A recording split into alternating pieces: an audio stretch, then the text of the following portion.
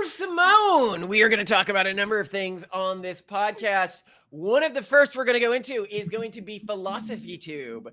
The famous trans YouTuber did a big piece on why falling fertility rates aren't actually an issue at all.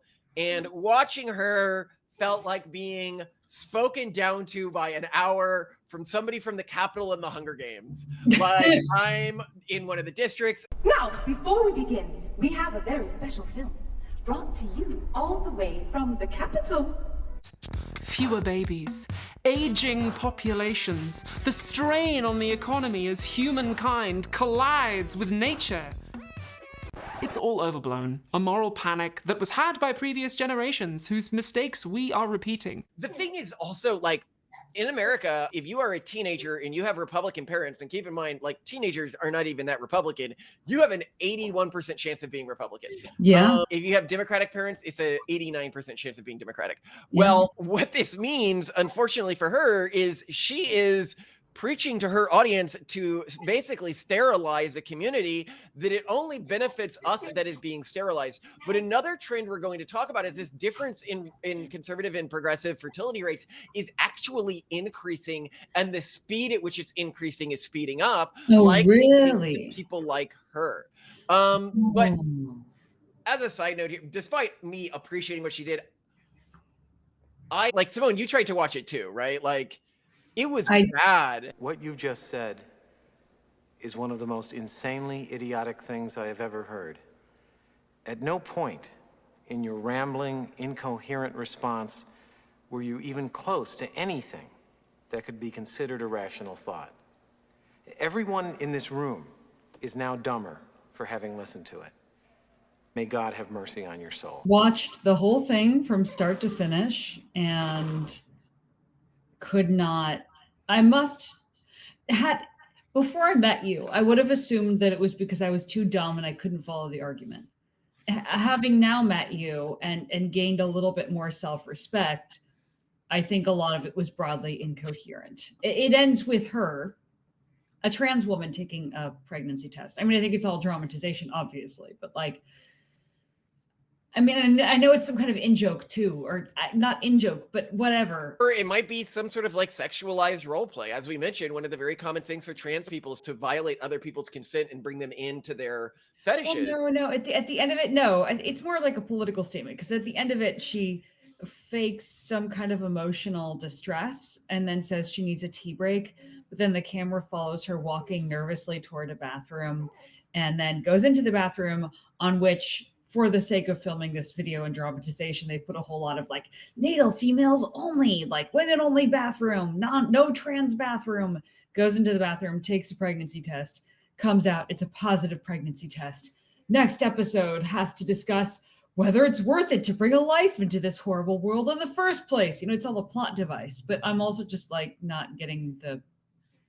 She wants to have a trans abortion. That's fantastic. You mean I'll never know what it feels like to have a baby growing inside me and then scramble its brains and vacuum it out? That's literally what she's saying. Kill that fetus. Get that fetus. Get that fetus. Kill that fetus. Get that fetus. Kill that fetus. The other thing that you were telling me, which I thought was wild here, but it's you said that she dressed in drag, dressing like a cis male, and you were like, she was way more attractive and good looking. I'm a traveling petrol salesman. I meet all sorts of people. And do you know, the healthiest and happiest are always the ones with children. And I remember when my daughter was born, it was the happiest day of my life. It's hard being a single father, especially when you're on the road all the time. You're the sort of person who's too intelligent to be taken in by the lying press. I mean, why, do you suppose, are they praising this poor, confused individual? Now, I know we're not supposed to say that. It's not kind, is it? Not orthodox, but it's worth asking the question. He looked great. He looked, well, yeah, I mean, it's interesting. It is interesting, yeah. But the reason why I always mention the trans people often looking like they're from the Capitol in the Hunger Games. Eyes bright, chins up, smiles on. is because I think it shows the fundamental truth of the left is that they say that they're the party of the working class, and yet they platform these people who dress and act in a way that is clearly designed to specifically insult the working class, right? I'm a traveling petrol salesman. To show a level of purposeless luxury that you would only engage in if your goal was for everyone around you to know, I am not like you, I am different than you, I am of a separate class than you that deserves different rights and different resources and different status within society.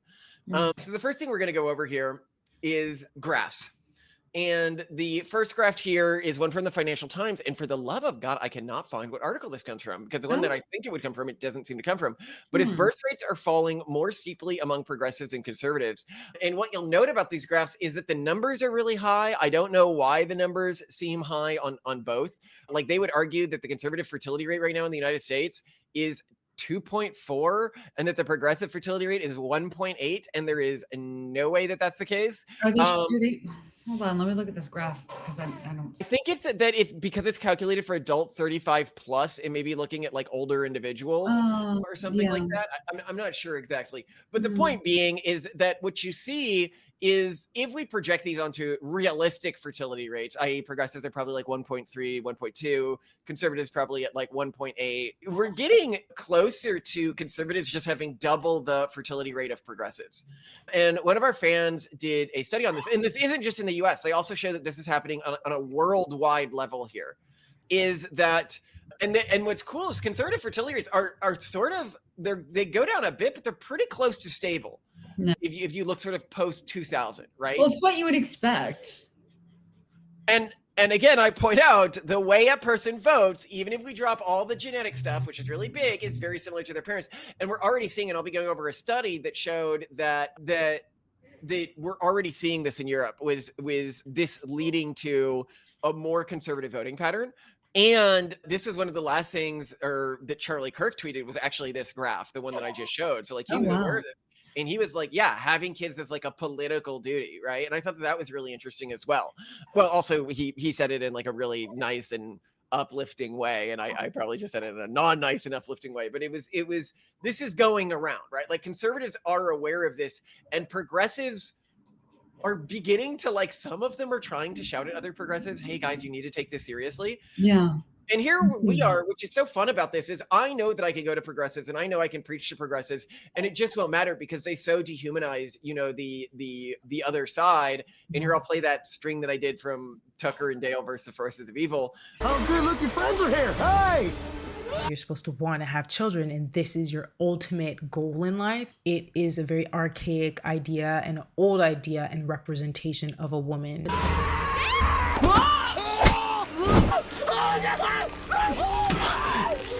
So you're getting people to sign a pledge basically saying that they will not have children until the Canadian government takes serious action on climate change.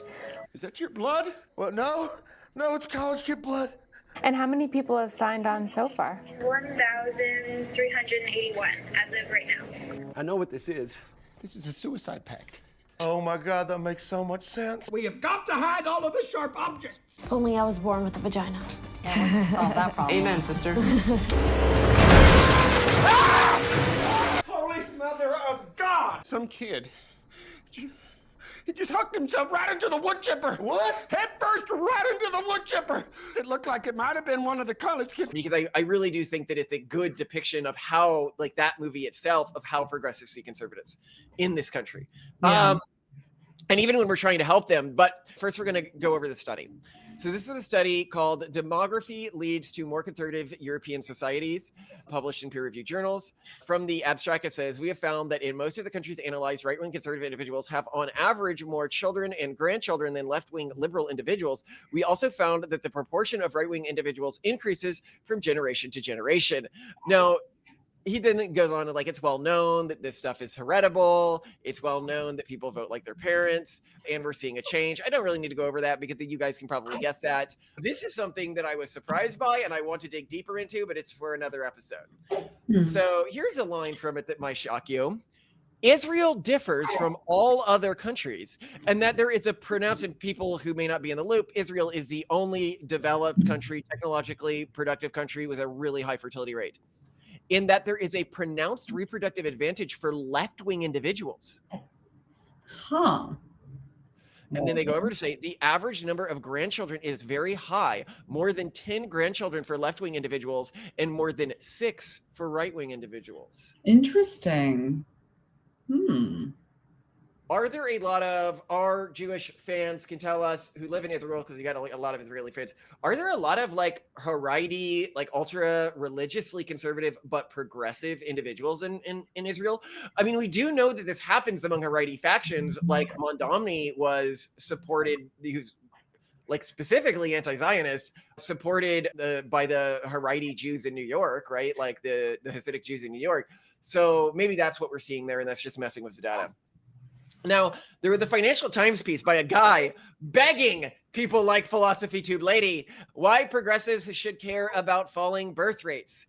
By the way, if any of our fans want to get mad at us correctly gendering this individual, look, it's their culture. I do not think that this is something that should be forced on people. But me, I'm not going to cause offense to somebody just for the sake of causing offense. And that, I mean, I just don't think it's nice to be mean for the sake of be mean for their ideas. Be mean by saying things like, I think it's really vile that they would dress or act in a way that is sexualized and promote, like the idea of this being in women's bathrooms, right? Recently, there was this clip that went viral of a Black woman who had a guy, when she was naked in a woman's bathroom at a gym, sit down next to her.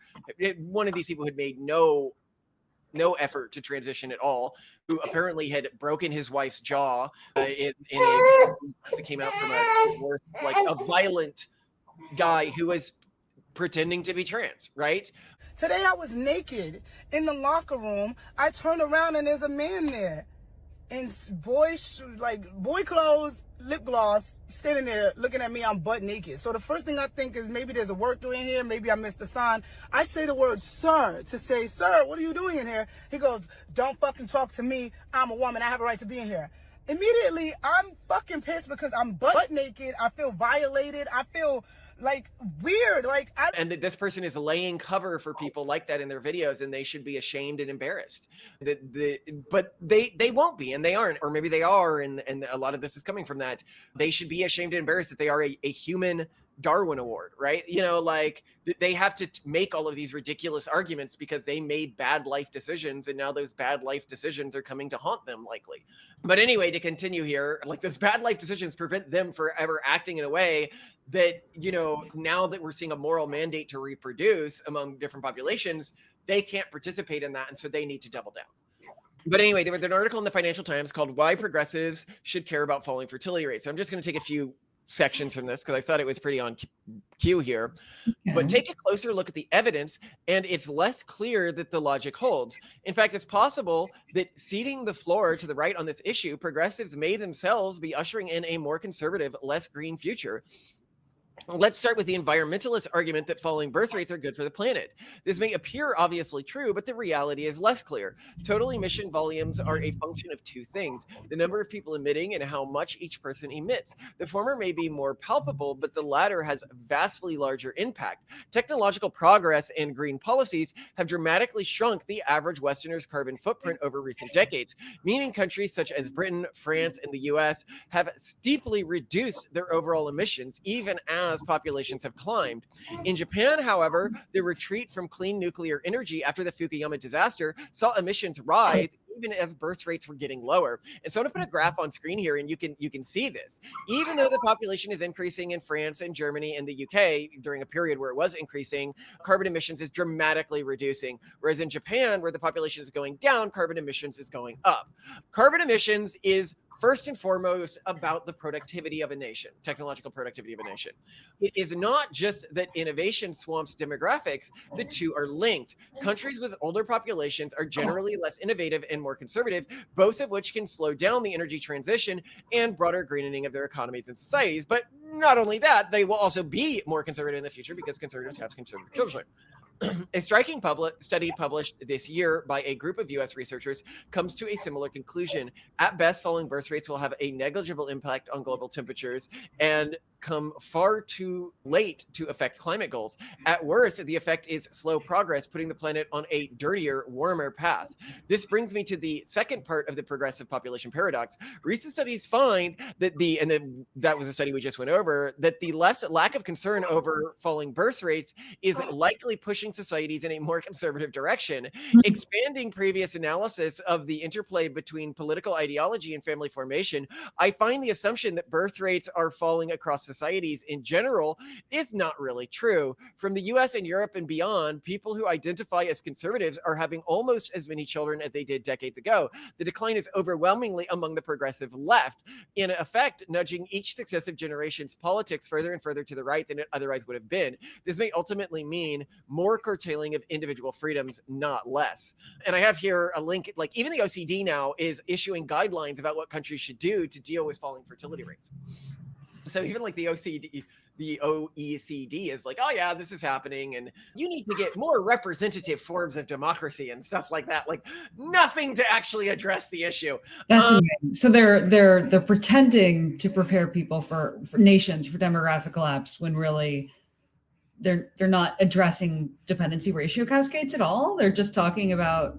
No, they're just like, you're going to have to adjust your rates on this stuff. We might do a separate episode on the OECD. Okay, so they are somewhat, I mean, because that is. Our fans can let us know. Do you actually want us to do a deep dive on OECD policy on terms of fertility rates as it works cross country to understand like just how unprepared these people are? Could be good. But what I'm pointing out here more largely is there are a few progressives who realize this, but whenever they point this out, at the beginning of Philosophy Tube's video, she actually didn't cover this guy. She covered that weird woman who is like, fertility rates are an issue, and the real problem is that we're not aborting enough Black children. Like, she frames it in terms of Black people's access to reproductive rights, as she calls it, like reproductive justice. Yeah, and I was like, okay, buddy. But Philosophy Tube comes right out the gate attacking a bunch of progressives who want to care about this issue. And so you can see, as I have predicted, you cannot be centrist on this issue. You cannot be leftist on this issue. The top leftist voices will come at you gunning and promote our larger value system in the process by eradicating leftists from the globe. But let's go into our actual arguments, because I actually found them so stupid it was almost fascinating. I don't know if you felt that way when you were getting through them. But the first here argument that she made is the moral panic is historically recurring and overblown. And she talks about how in the 1920s and the 1940s, we can find evidence of people panicking about this. Well, if you're not completely retarded and you had any historical understanding of fertility rates, you would be aware that in the 1920s and the 1940s, a number of European countries fell below repopulation rate. They were freaking out for good reason. Then population rates begin to spike. Why did population rates begin to spike? You could go see, we have an episode on this. We have a couple episodes on this, but the by far the biggest reason is a number of medical technologies came into existence that changed it from about half of babies died before their first year of life to about no babies died in their first year of life. And surprise, surprise, the number of surviving babies about doubled. It wasn't that people were getting pregnant a lot more over most of the world. Now, there were a few countries that did have a fertility spike. We have a video where we go over this. For example, you don't see it in communist Russia. But you do see it in communist China. You don't see it in Eastern Berlin or Eastern Austria. One of our fans got this wrong. They thought that Austria wasn't split. It was split, but you did see it in Western Austria and you did see it across many of the Allied countries, but not across the cowardly countries that slipped out of the war, like Ireland and Spain. So like what caused this? And a lot of it, we argue, is futurism and nationalism, right? If you look at what people were consuming in the 1960s, in the 1950s, in terms of pop culture, it was a lot of sci-fi stuff.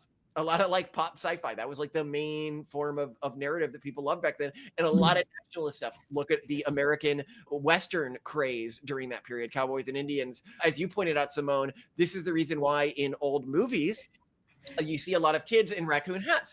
Why? No. Daniel Boone was like the big star of the United States consciousness before, Davy Crockett, before Elvis. And I learned this week and wouldn't shut up about it around Malcolm that so many kids wanted to buy a Davy Crockett style raccoon hat. And at the time, they actually made them out of real raccoon pelts, that they ran out of raccoon pelts to give kids raccoon hats in the United States for a while. Amazing. Yeah. So it was a real issue during that period. It was a real issue that was resolved by more nationalism. I presume Philosophy Tube doesn't want that. And a technological advancement. No, because what do they call nationalism? They call it fascism. You're right. A technological advancement. See our video on why nationalism is awesome. You should have pride in your nation and who you are, right? Like, Yeah. what's wrong with these people? If I went to a Mexican and it was like, how dare you have pride in your Mexican identity? Like, what a horrible thing to do. And you're like, well, that's okay because Mexicans aren't white. And I'd be like, actually, that's a super racist thing to say because there's a lot of white Mexicans. Yeah. Mexican is not an ethnicity. It is Mexico is just like the United States. It's a country with a bunch of immigrants. Like, yeah. what are you even talking about? Anyway, but what I'm pointing out here is what it really is that they just want to shame certain groups and not other groups. But most of the way that Europe got out of this in the past was by the technological advancements that shut down the number of infants that were dying. And that is not a trick that we can pull again. And I'm glad they did it. I'm really, really glad they did. But yes, it's a solution to a very different problem. Yeah, because if we cut the number of infant deaths by like 90% today, it would like affect the amount of surviving infants by like 1 or 2% because so few infants die. So it's just not relevant. Okay, next. She argues demographic decline is not necessarily economically harmful. And then she goes on to saying declining populations like Japan's don't automatically lead to economic decline. She says, for example, Japan's population has been shrinking for years, yet it's the third largest economy and saw a GDP spike after the population decline began. And I'd be like, whoa, what? Like, what pills are you taking here? Yes, Japan did have a spike, but broadly speaking, Japan has undergone one of the biggest periods of economic decline and stagnation that any developed country has in human history that is correlated with its fertility, stagnation, and collapse. Japan is the smoking gun of the horror that the rest of us may have to live with. Do you know what working life is like in Japan these days? Do you have any idea the existential horror of the education system in Japan? And they've been able to, like, through their Abenomics solution, I think we filmed an episode on this that you haven't run yet, on how they addressed their issue of out of control interest rates and everything. And the only reason why they've been able to avoid insanely bad economic stagnation is because they have a really high savings rate and are just extremely disciplined. Other countries won't even be able to pull off the way Japan is doing one thing along. There's very little foreign debt in Japan. So a lot of people know that Japan did a debt jubilee. What they don't know, not a debt. They basically just bought their own debt and started paying. They basically just bought their own debt because they own their own debt, and so they were able to do that. Yeah. Other countries can't pull that stupid little trick.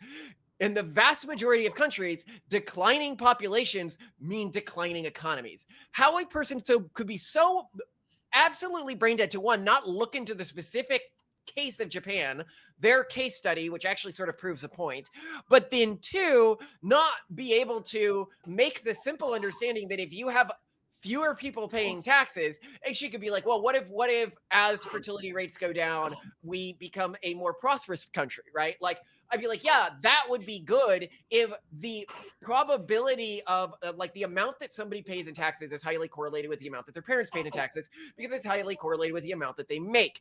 And nothing, like literally nothing, is more correlatory with the amount that you make as an adult with the amount that your parents made as adults. And the amount that you make is inversely correlated, at least in the United States, with the amount of kids that you have. Okay? You crazy, crazy bastard. Like, it is, all the evidence seems to indicate that not only will the economic productivity within most of the developed world decline, but it will decline even faster than the population rate because the population rate is crashing fastest within the economically productive subfactions of the population. Oh my God. Okay, next. Sorry, any thoughts you have here, Simone, by the way? I mean, I would also point out, though, that, I mean, one of the reasons why the boomer generation was so prosperous was because the economy was growing so much. When we don't have that economic growth anymore. Yeah. And your generational wealth is going to be I mean, we're already seeing it now, right? With generations raised by boomers knowing that they're never going to see the level of prosperity or financial security that their boomer parents had because the economy is in a very different position. Yeah. All right. So to continue here, the old age dependency ratio is an incomplete metric.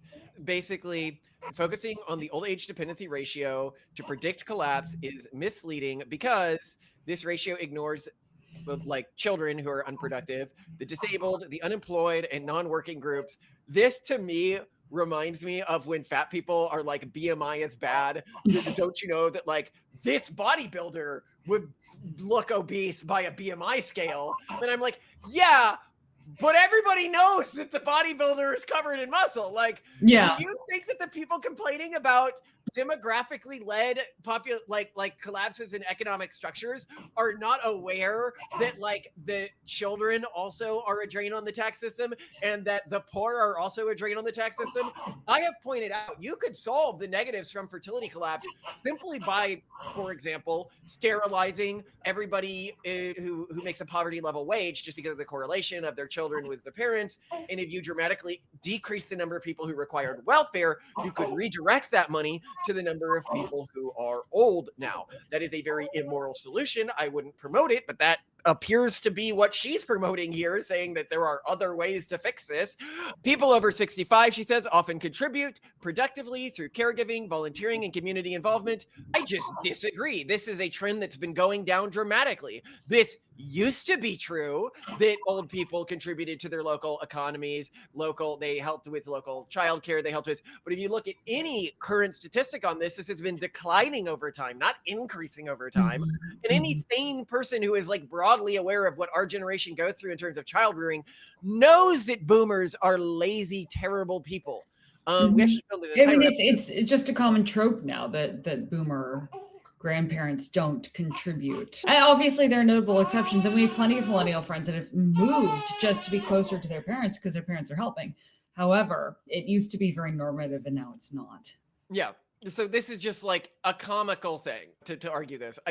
I genuinely can't believe that somebody like wrote this into a script, went on air, and gave this to people and wasn't like, wow, I'm going to look really foolish. Well, I think, okay, there are people who comment regularly on our videos and who are like, their journalism is shoddy. They just ask AI a bunch of questions. And I mean, keep in mind, guys, like one, we're not journalists. Two, you're basically watching like conversations between a husband and wife about stuff they're reading online that they've chosen to make public. Like we never pretended to be journalists. And three, we're publishing a video every day of the week now. Okay. Like we don't have including time. Weekends for our paid subscribers. Yeah. That's what I mean. Every day of the week. PhilosophyTube has time to do the research. PhilosophyTube does a video, like every 3 months, every 2 months or something? Yeah. And PhilosophyTube is filming in a set which you see in the video being filmed. Like they're going to a and we have two other jobs, studio. Guys. We have 2 other jobs. Yeah, this is what we do for fun. You're watching our conversations as a husband and wife. Again, about stuff we read online and that we want to share with each other because we're nerds. We are not journalists and we never pretended to be. So I want, because people are going to be like, well, okay, that's hypocrisy. I actually push back very strong on you on this one. Okay. We are journalists. We are what the modern field of journalism has become. We do things regularly. Journalists make mistakes as well. We do use a lot of AI for fact checking, but the degree to which we use the AI for fact checking depends on how much I care whether what I'm saying is actually true. So if I, for example, am making a comment about somebody's religion, like, this is what Jews believe, or this is what's in the Bible, or this is what Catholics believe, I'm going to be like really strict in my fact checking. It's true. And it's about religion. You're really, really careful. Yeah. An example someone recently cited where they're like, well, but he was citing James Lindsay, who everyone knows is not trustworthy. And like, we don't even know who James Lindsay is. Like, I know who James Lindsay is. We met him multiple times, Simone. I don't even know what you're going on about. He's super famous. Anyway, so I was here saying that and James Lindsay has some very interesting takes. He's kind of crazy, but he has some interesting takes. But anyway, the point here being is when it's something that I know doesn't actually matter to people's lives, like I'm talking about like the way Hassan Piker grew up or something, I'm more likely to just trust the first thing I get from AI. Yeah. But the larger point here being is I like the amount I use AI in something depends on how much me getting that wrong is going to disparage a group or is going to mess up your life. So that's sort of our philosophy on that. But what I wanted to point out here is I, even with that being the case, would never present an argument this poorly thought through.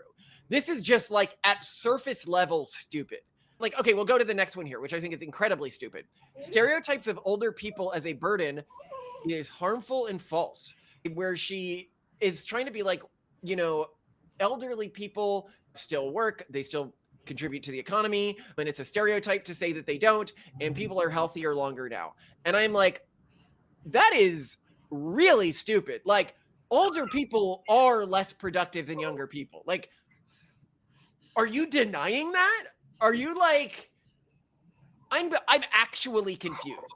I'm actually, because I've said that there are like good arguments about prenatalism. Like if she came out the gate with AI, right? And AI will automate people. That wasn't even one of her arguments. Or even just a logically consistent anti-natalist argument. Yeah, that would have been fine for me too. An I'm fine, anti-natalist yeah. argument, like a negative utilitarian argument, I'd be like, I There's disagree. logical consistency. Yeah, we logically consistent. Yeah. Or one saying AI will replace so many people, like we don't even need to be thinking about this. We need to be. That's totally good as well. Or AI safety is just such a bigger risk. That's fine as well. I disagree, but like it's sane. These are just like. And that's what gets me, because there are smart things she could have said, right? But like, how dare you be bigoted against the elderly and say that they're not as productive and don't pay as many taxes as younger people? And it's like, but they aren't, like, and is your plan actually to like remove the concept of retirement from our society so that your communist utopia can work people to the day they're dead so it can continue to support itself? Like, is that actually the world we're going into? It's just so cruel if you actually think about the long-term implications about what she's trying to normalize here. So the next argument: economic systems can adapt and thrive despite demographic changes. By the way, if you're wondering, like the way I'm going over these, this is again me using AI to summarize all of her points because she was very long and verbose. And so I put a transcript into AI and I'm like, that's fine to do. You don't actually want me to go over literally everything she's saying because it was really long and did not respect the audience's time, and it really annoyed me because I want fast answers. I want lots of information. I want grass. You know, I'm not getting that. I'm getting skits about a trans woman pissing on a pregnancy test. Literally, yeah. Well. Okay, anyway, economic systems can adapt and thrive despite demographic changes. Specifically here, she's like pension systems rely on future economic output, not just current contributors. Public pensions depend on taxation, private pensions on investment quality, both of which are going to be hurt by falling fertility rates, as we've pointed out.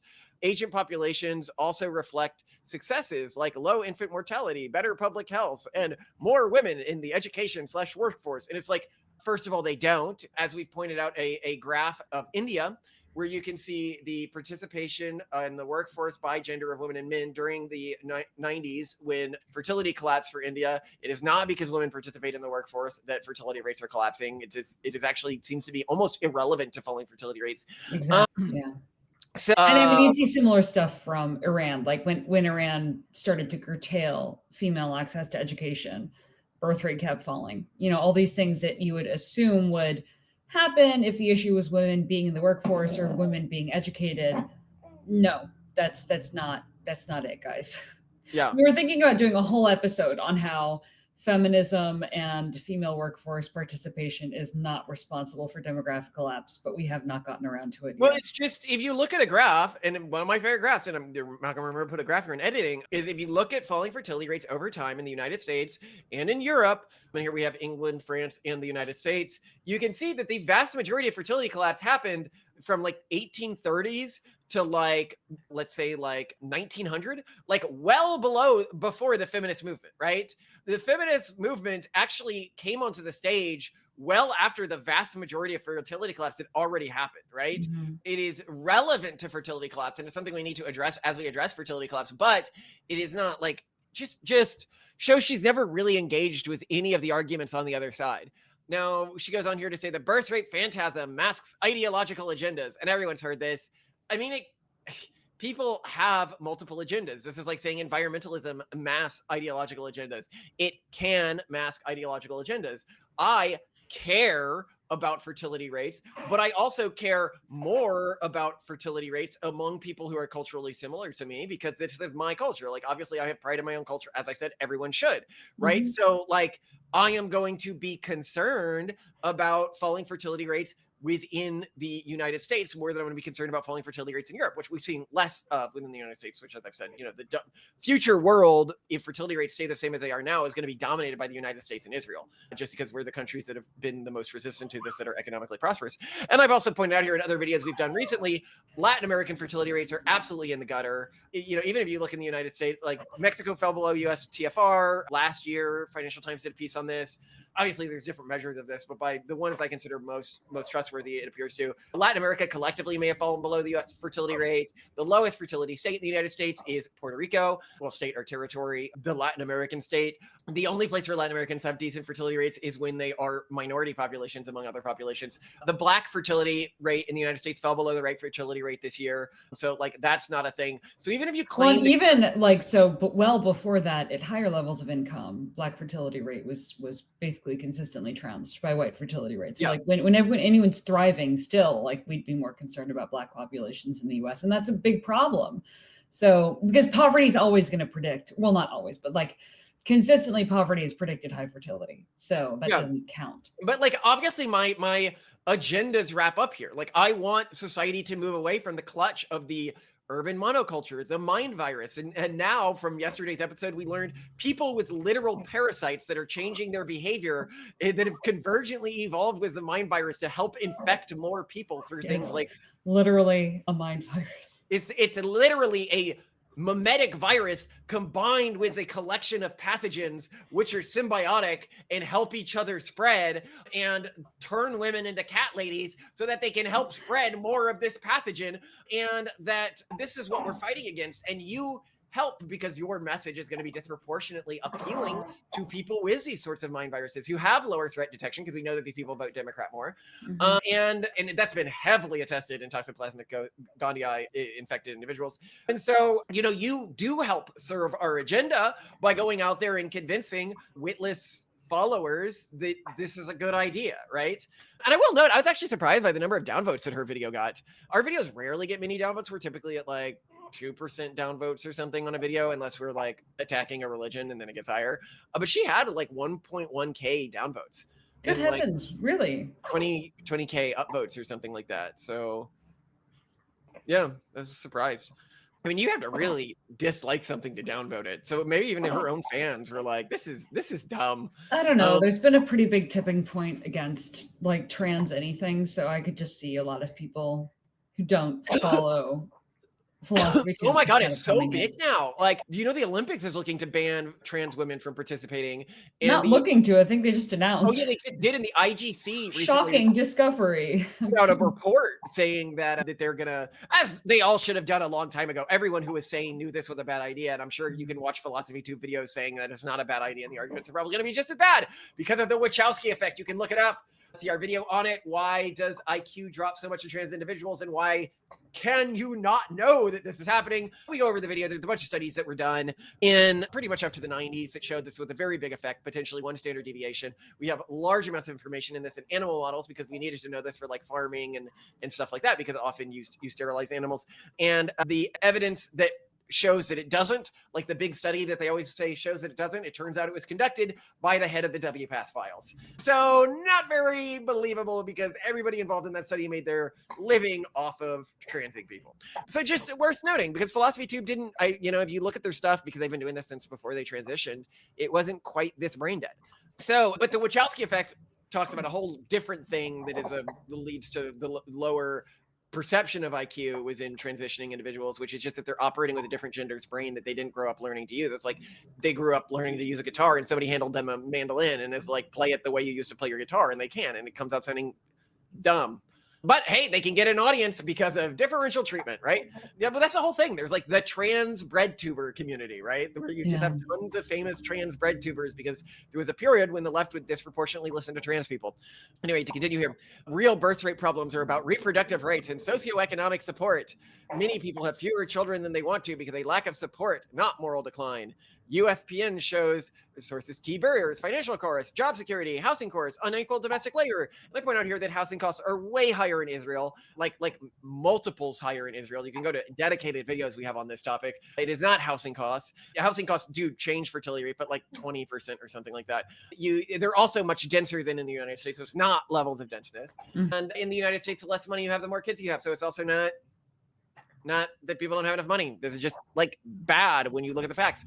Political and media exploitation of demography fuels distracting phantasms. She basically is like that this is being used to stroke anxiety and blah, blah, blah, push harmful policy like privatization and cuts and just hippie nonsense here. It's not really an argument. It's just, I don't like that this, if we recognize that this is a real issue, that it could be used to promote political goals that are harmful to mine, which it does. And apocalyptic demographic rhetoric supports reactionary social agendas. Again, I don't like that this can be used. Like, if this is real, then people might have a reason to care about immigration if they feel that their population could go extinct, even though immigration presumably can't actually be that effectively used to resolve demographic collapse. But even if it could, people probably wouldn't want it because they don't want to erase their local cultures and ethnic groups, which why should they, right? Like, for example, as we pointed out, like, even if you're talking about local Black Americans, they might have a fertility rate now, it looks like around 1.3, and the imported Blacks have a way higher fertility rate. Well, what is this? Great replacement of local Blacks. Do local Blacks not have a reason to care that they are being replaced? Yeah, it's they doth protest too much. Yeah. And the reason I talk about it in context of Blacks is because that removes her ability to be like, well, this is white people. Shut up. Okay, she says, the real fertility crisis is a crisis of choice and support, not numbers. Fertility problems are about people lacking the choice and capability to have desired children. She points out that people want to have more kids than they do have. But again, they just want to. She's talking about the Stephen Shaw argument, and I mean it's true that this is broadly a product of the big trend that everyone's seeing with demographic collapse, which is that people still want kids. They're just having kids a lot later, and that means that they're not able to have the number of kids they want. They're getting married later. They're not able to have the number of kids they want. It's a problem. Why do they have more kids when they have less money then? Because they get married younger, and or they just have kids out of wedlock really young. The larger point being is that it's not, I mean, this is clearly not the issue. It is an issue. She's just not really discussing it in depth. You can always make choices to live. There are people who have less money than you. Pretty much whatever income level you are as a fan of this show. I doubt we have many people who are at the bottom of the barrel of society, given the way we structure our content, given the demographics of our fans, which might mean that you may earn, an average American wage, which is hard to live on, but there are, a quarter of Americans living on half of that. You can find ways to make things work, right? I think that this is... There's always a way to make things work. It's just that you don't want to make the sacrifices around this. The best solutions are social investment, not panic. Solutions for population birth rates are practical, policy-based, and progressive, like higher wages, secure jobs, housing, health and social issues, comprehensive sexual education, childcare, scraping of child benefits, et cetera. And it's like, paternity leave, and we've shown that none of these things really help fertility rates. Like, if you had actually done any research on this, you would know that there are plenty of countries that have tried this stuff and it doesn't work. We have a way higher fertility rate than Northern Europe. Like, you're aware of, like, broadly, you're aware of that, right? Where they have all of this stuff that you say is going to help.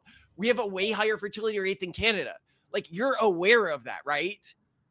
I'm very confused. Like, does she just live in an alternate timeline? Like, I feel like she came from like a Sliders world, right? And she came here and she's like debating based on facts that are just not at all. It was almost weird to watch because I'm almost sort of wondering. I do not think that, and you can tell me if I'm wrong here, I do not think that there was any interest in actually engaging with this topic, right? Like this was not an honest intellectual engagement with the topic. It was because it was clear that she hadn't thought what are the counterpoints to the things I'm saying? Which is always one of the things that I try to think first.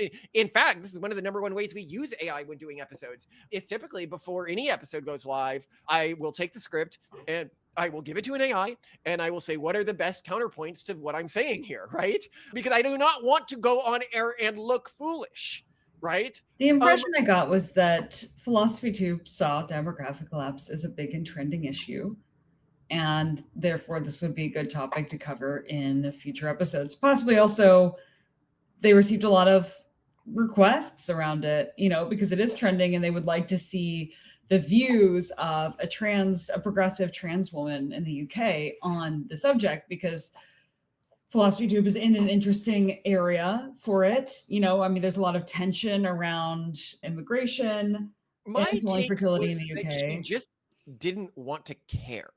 Like it was coming into this from the perspective of this cannot be a real existential issue, because if it is, then I am in the wrong and I made bad decisions in my life that lead me to be an immoral person. So I am going to approach this trying to come up with every lazy, and they were very lazy arguments. As I said, there are good arguments you can come at this. Well, I think that the thing is that Philosophy Tube is probably intuitively antinatalist, but hasn't thought through it enough to actually realize that they are antinatalist. And therefore, this would have been better argued from the perspective of a philosophically actualized antinatalist. But here we just basically had someone who hasn't put much thought into the matter, as you say. Yeah, that makes sense. Sad.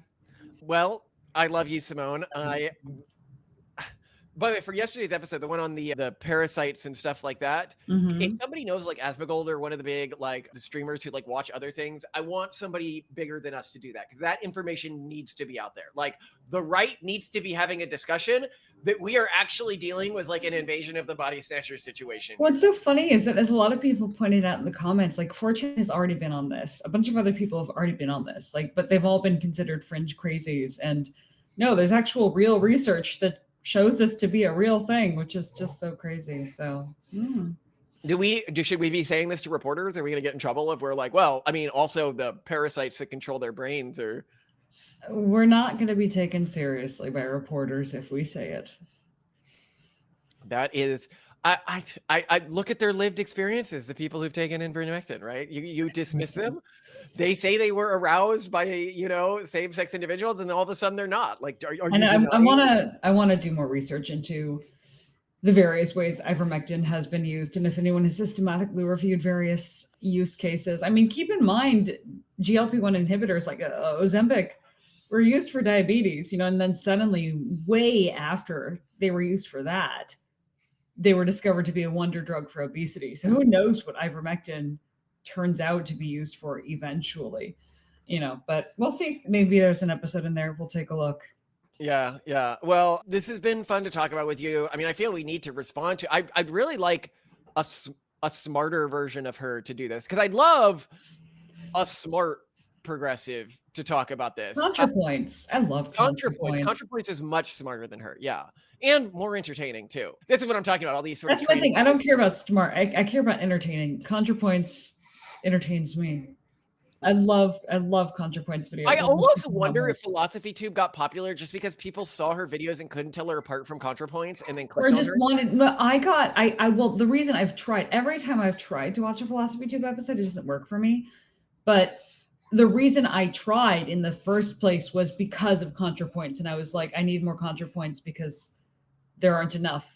I've gone through the entire backlog, So. Is she the store brand ContraPoints, where it's she's the, I was going to say Kirkland, but Kirkland's really good, great value. No, Walmart's generics are also fantastic. Yeah.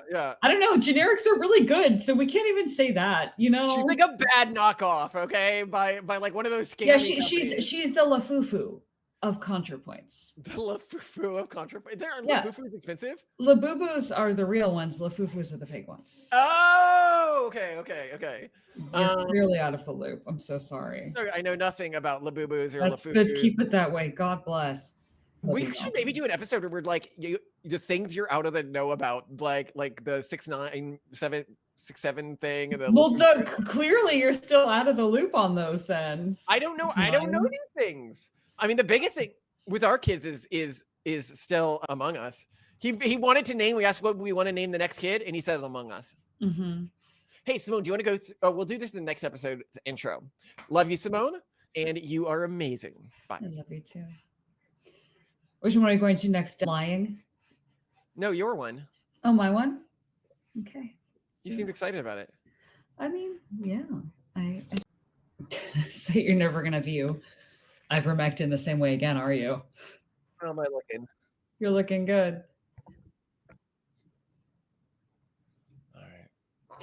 It's so funny. I always thought that jacket was some weird thrift store find. Oh yeah, you didn't realize it was Ralph Lauren when Ralph Lauren went through a goth phase? Yes. And people don't remember this who didn't shop at Ralph Lauren during Ralph Lauren's goth phase. Ralph Lauren, absolutely, like the best goth clothes I have ever gotten, I got at Ralph Lauren. So weird. I mean, great. It's sad that their goth phase was t-shirts short-lived. that were really gothy looking, like elegant, understated, the way that I like to dress goth. You know, I don't want to be too in your face about it, right? Uh-huh. And yeah, there's different works types even of for goth. adult There's Malcolm. like wears an Invader Zim shirt from Hot Topic goth, and then there's goth. I don't know. Well, no, if you want to do it right, like you gotta there's mall goth, which is like gross, right? Yeah. Then there's like a take on Victorian goth. That's great. It's great, but it's a little over the top in Faye. A little much. Then Well, there's also steampunk goth, which is steampunk goth, which I think looks ridiculous. It's like glue a gear on it. It's a little too Then much. there's Yeah. what I went for, which is, I guess today I'd call it preppy goth. Preppy goth. Preppy goth. I'm ready for that. And nobody knew that preppy goth was an option until they saw Malcolm Collins. And then they're like, or until anyone, I guess. Yeah, I guess this segment of people who are both goth but could afford Ralph Lauren clothes, like from the store directly. oh my God, they were not the only of the big stores that had goth clothes. Another one that had gothy clothes was, I want to say Bergdorf's. What's the one that was Bergdorf. in that? Yeah, Bergdorf, where they have like different fashions on That's each a department store. Yeah, it went out of business. Yeah, Bergdorf. Bergdorf is still fine. I think. Are you thinking Barney's? I know. I may be thinking the one that's on Saks at Fifth Avenue. Oh, that's again just a high-end department store, so it just has different brands within it. You just might be thinking of different designer brands. This is just because, when you were a teen, you had your mother insisting that you could never buy like thrifted clothes. You had to buy ridiculously expensive clothes. Most of what I wore was thrifted. Well, yeah, when you were out of the house. And then I'd like sew up my clothes and everything to be really cool. I was a cool guy, I'll tell you what. No, I want to hear. I think I heard somewhere that Jinko jeans have made a comeback. They have. I had one pair of Jinko jeans, but that was when I was so young, and they actually cost a lot of money. I could see New Rock boots making a comeback. I found cool. Your New Rock boots are sitting in the attic. They're still here. As an adult, yeah, but they're kind of falling apart. I'm actually thinking maybe I should get New Rocks. Like, they're huge. Yeah, and they make me taller. Like, why not? Like, I dress fancy. Like, why not just incorporate New Rocks into my outfit? I need to wear yellow boots. I'm sure New Rock has some great yellow boots so I can match the rest of the family. Let's see. New Rock boots. Yellow. Oh, not really. No. Really? Oh, that's such a disappointment. Yeah. Oh, nope. Sorry. It auto-corrected to New York. Boots. Oh, you see? Well, I'm on their page now, so let's see yellow. What comes up? I know they have at least yellow women's boots. The question is, do they have yellow men's? I'm seeing gross camo platform shoes, and that's it. That have yellow soles, but camo uppers. You don't want that. No, I'd probably just go for like the classic one. Yeah, just a classic New Rock boots. You're gonna get Jinko jeans too. Yeah, well, I gotta go. Unfortunately, with all yellow, so yellow trumps the fancy boots. Yeah, which we do to match the kids. So, how do people like the? I was surprised it only did 4 out of 10. I think it's like maybe one of the best episodes we've ever done. Yeah, but we could arguably be spreading medical misinformation, which makes the algorithm hate us. So. Oh, this is the. You think that's what was going on? It possibly.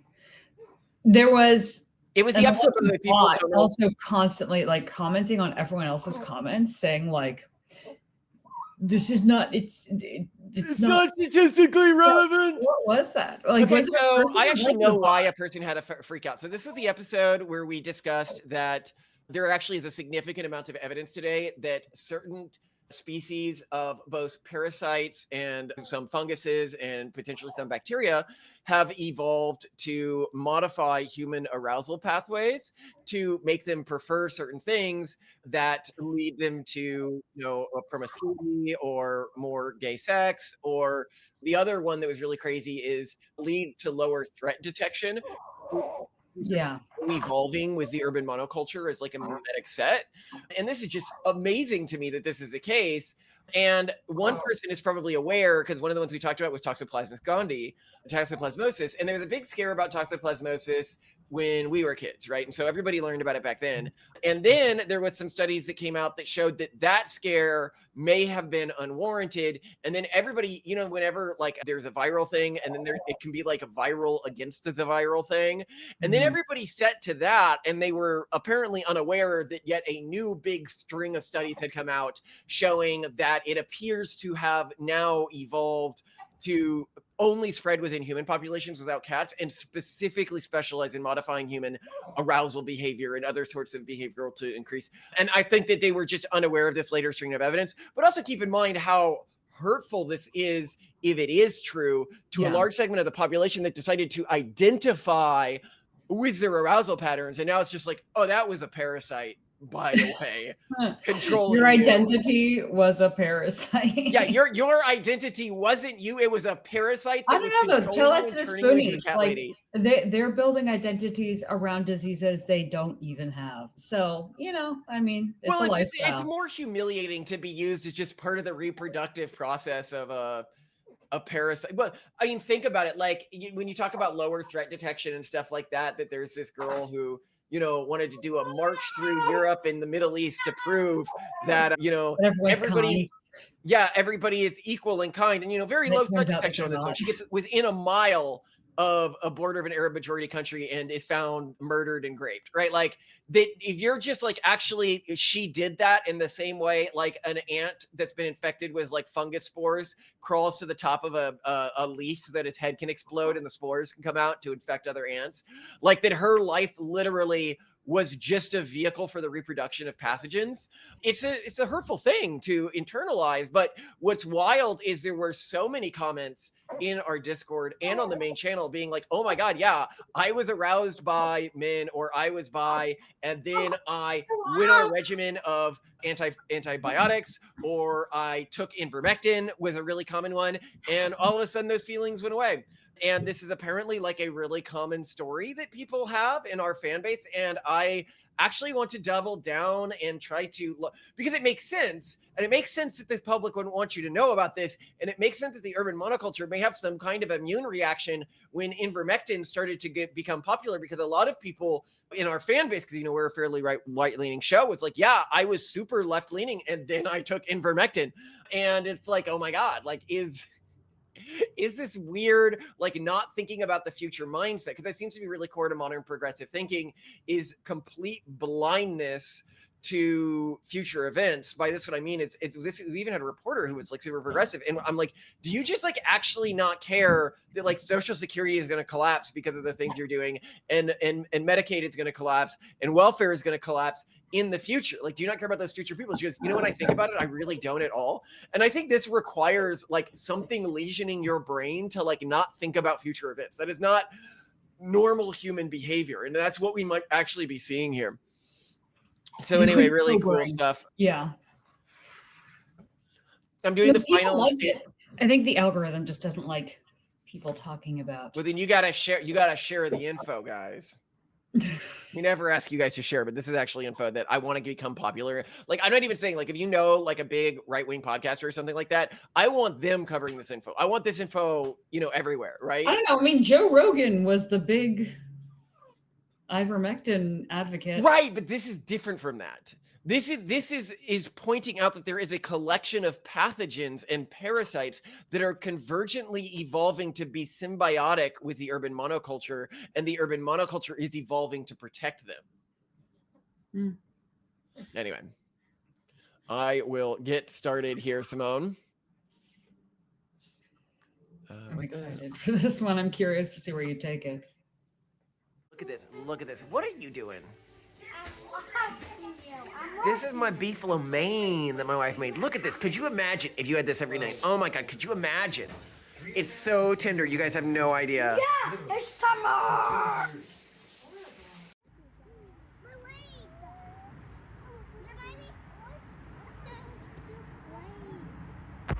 What are you working on? What are you doing, Titan? I don't know. We have to dance with the parade.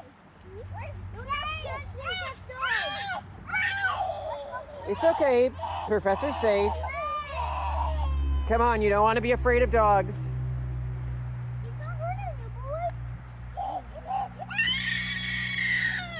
You gotta calm down around dogs. Come on, sweetheart. Come on, let's go. You'll learn.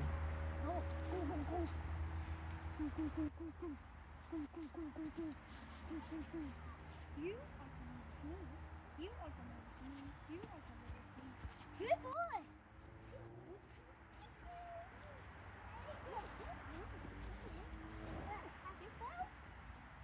You can promise me that.